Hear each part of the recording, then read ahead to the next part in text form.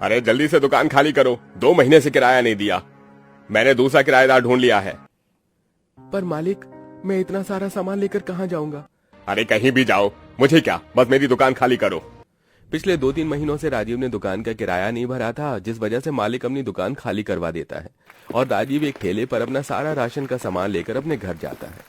आप राशन का सारा सामान घर में क्यों लेकर आ गए? और क्या करता पूजा, पिछले 2 महीने से सही से कमाई नहीं हो पा रही थी, जिस वजह से मैं दुकान का किराया नहीं चुका पाया और मालिक ने दुकान खाली करवा दी। कोई दूसरी दुकान भी नहीं मिल रही। सोच रहा हूँ जब तक दूसरी दुकान नहीं मिल जाती घर में ही दुकान खोल लूं। अरे बेटा, हमारा छोटा सा घर है, इस घर में तू कैसे दुकान खोलेगा? हमें रहने में परेशानी होगी, बहू भी गर्भवती है। माँ जी, कुछ दिनों की बात है, मुझे कोई परेशानी नहीं होगी। राजीव जी, आप घर में ही दुकान खोल लीजिए और सामान बेचिए, और जब आप दुकान देखने जाएंगे तो मैं घर में ही रहकर दुकान की देखभाल कर लिया करूंगी। राजीव के पास दूसरा कोई रास्ता नहीं था, इसलिए वो अपने घर में एक तरफ रसोई और एक तरफ दुकान खोल लेते हैं। और राजीव खुद भी नई दुकान की तलाश में बाहर जाता है तो वहीं आशा बीमार थी, जिस वजह से वो अपने एक छोटे से कोने में खाट पर आराम से पड़ी रहती है। और नंद राधा कॉलेज चली जाती है और पूजा अकेली घर का काम करके ग्राहकों का इंतजार में बैठी है। अरे बहू, तुमने भी घर में दुकान खोल ली, अच्छा किया। अब हमें राशन का सामान लेने के लिए ज्यादा दूर नहीं जाना पड़ेगा। आंटी जी, ये दुकान तो बस कुछ ही दिन के लिए खोली है, जब तक राजीव जी को दूसरी दुकान नहीं मिल जाती। हाँ, ये भी ठीक है, पर घर में ही दुकान खोल लेती तो ज्यादा अच्छा रहता।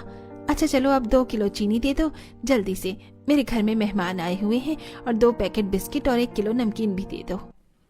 पूजा उसे उसका सारा सामान देती है और वो औरत अपना सामान लेकर वहां से चली जाती है। अब इसी तरह कुछ दिन बीत जाते हैं और एक दिन जब पूजा खाना बना रही होती है तभी उसकी दुकान पर एक आदमी आता है और वो खांसने लगता है। अरे क्या बना रही हो? खांस खांस के सांस फूलने लगी है। मैं तो यहाँ 5 किलो आटा लेने आया था, पर लग रहा है कि मुझे अब बिना राशन लिए ही यहाँ से जाना पड़ेगा। माफ करना अंकल, भाभी खाना बना रही है। अब एक साइड रसोई है तो दूसरी तरफ दुकान, हमें भी दिक्कत हो रही है। आप बस मुझे 5 मिनट दीजिए, मैं आपका आटा देती हूँ। हाँ हाँ जल्दी दो, वरना मैं तो खांस खांस के ही मर जाऊंगा। जब तक पूजा रसोई में खाना बनाती है तब तक दूसरी राधा दुकान में आई ग्राहक संभालती है। अब इसी तरह कुछ दिन बीत जाते हैं और एक रात जब पूरा परिवार सो रहा होता है तो अचानक से उनके दरवाजे पर दस्तक होती है। अरे रात के 1 बजे कौन हो सकता है? बेटा, मैं तो कहती हूँ दरवाजा खोलने मत जा। जो भी है कुछ देर दरवाजे को पीट कर चला जाएगा। हमारे कोई रिश्तेदार इतनी रात को नहीं आते, और कोई आता भी है तो फोन करता है।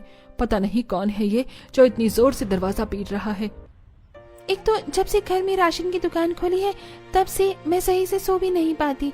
पैर फैलाकर सोने की भी जगह नहीं है, ऊपर से पता नहीं इतनी रात को कौन आ गया नींद हराम करने के लिए।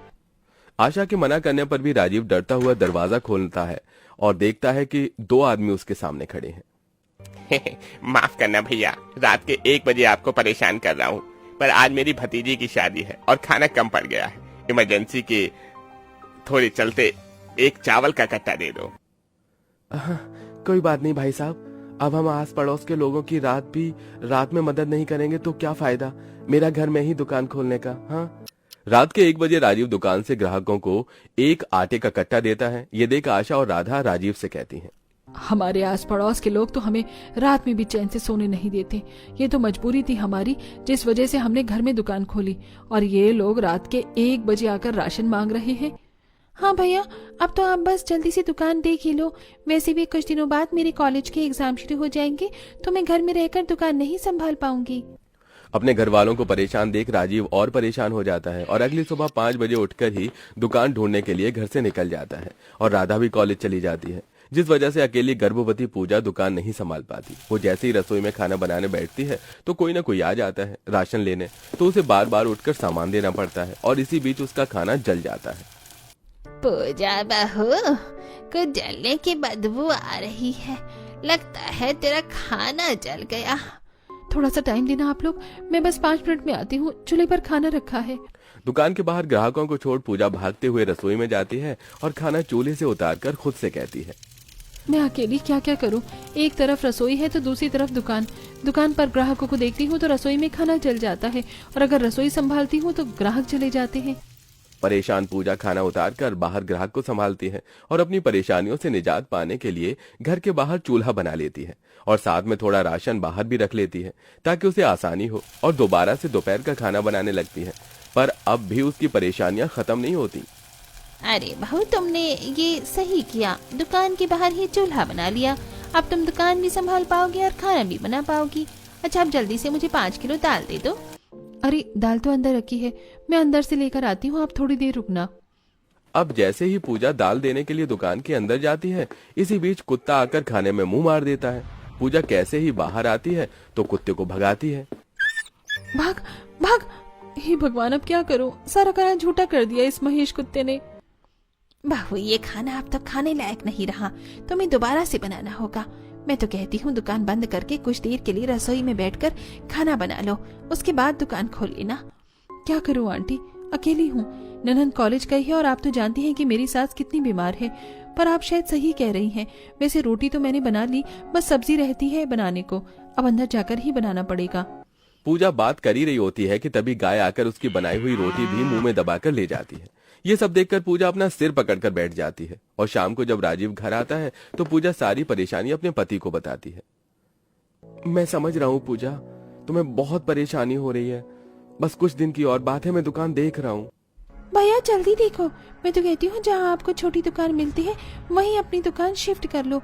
घर में बिल्कुल भी जगह नहीं है, न खाने की जगह है न सोने की जगह। मेरे कपड़े भी नहीं मिलते। मैं कई बार कॉलेज के लिए भी लेट हो जाती हूँ, और घर में रहकर भाभी की भी मदद नहीं कर पा रही। आखिर मेरे एग्जाम तो चल रहे हैं कॉलेज के। हाँ बेटा, अब तो मुझे भी दिक्कत होती है। कई बार तो मैं भी दुकान संभालने की कोशिश करती हूँ, पर बार बार ग्राहक आते रहते हैं, और तू तो जानता है मैं इतना चल फिर नहीं सकती। अपने घर वालों को परेशान देख राजीव भी परेशान हो जाता है। अब इसी तरह कुछ दिन बीत जाते हैं, और एक दिन पूजा परेशान होकर राशन की दुकान बंद है का बोर्ड लगा देती है और घर में रहकर काम करती है और अपनी सास की सेवा करती है। और उस दिन राजीव घर जल्दी आता है और अपने घर वालों को खुशखबरी देता है। अरे पूजा, तुमने दुकान क्यों बंद कर रखी है? दुकान खोलो, आखिर इसी दुकान की कमाई से तो मुझे एक नई छोटी सी दुकान मिली है। तुम जानती हो, वहाँ मेरी इकलौती राशन की दुकान होगी। मुझे उम्मीद है वहाँ मेरी अच्छी कमाई होगी, इसलिए एक दिन की और परेशानी झेल लो। अपने पति की बात सुनकर पूजा के चेहरे पर खुशी आ जाती है, और वो दुकान बंद है का बोर्ड हटा देती है और अपने पति और नंद के साथ बैठ जाती है, और सब लोग खाना खाते हुए बातें करते हैं। आखिर भगवान ने हमारी सुन ली। ये तो बहुत अच्छी खबर सुनाई भैया आपने। सही कह रही हो राधा तुम। और जानती हो, वहाँ का किराया भी बहुत कम है। अब मुझे लग रहा है कि मैं उस छोटी सी दुकान में अच्छे से कमाई कर पाऊंगा और घर चला पाऊंगा। बस आज की बात है, उसके बाद कोई परेशानी नहीं होगी। सही बोला आपने। बस एक दिन की बात है, उसके बाद हमारी अलग दुकान होगी। फिर हम पहले की तरह ही आराम से रह पाएंगे। वो सब तो ठीक है पूजा, पर मैं घर नहीं जा पाऊंगा। दोपहर को तुम सुबह ही मेरे लिए खाना बना देना। दुकान यहाँ से दूर है, सुबह खोलूंगा तो सीधा रात को ही दुकान बंद करके घर आ पाऊंगा। कोई बात नहीं भैया, अभी जो हम परेशानी झेल रहे हैं, ये परेशानी तो उससे अच्छी है। इस तरह रात को ही राजीव अपने घर से राशन का सारा सामान अपनी नई दुकान में शिफ्ट करता है। वो एक पक्का इलाका था जहां उसकी दुकान अच्छी चलती है, और बहुत जल्द वो अपने पुरानी दुकान के मालिक को भी दुकान का किराया दे देता है और छोटी सी दुकान में अच्छे से अपनी दुकान करके अपना परिवार चलाता है।